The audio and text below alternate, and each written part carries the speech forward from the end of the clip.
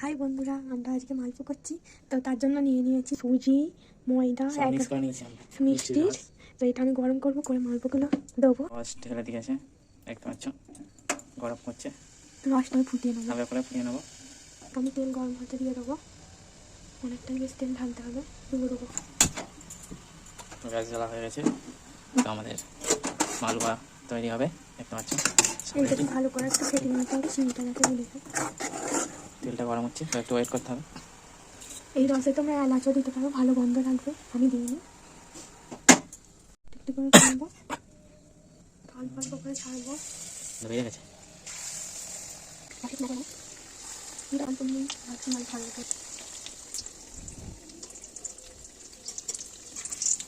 আস্তে আস্তে দেখতে পাচ্ছি ভালো দেখতে লেগে একদম ভালো গন্ধ বেরিয়েছে। আমরা মিশি মিশি গন্ধ বেরিয়েছে শুধু। শীতটা লাল করে ভাত দেখতে পাচ্ছ লাল লাল হয়ে গেছে, একটু টাইম লাগবে। লাল লাল হয়ে গেছে, আর এই দিকটা এখনো হবে, এক দিকটা হয়েছে এখন সবে। লাল লাল হয়ে গেছে, এবার তুলে ফেলছি।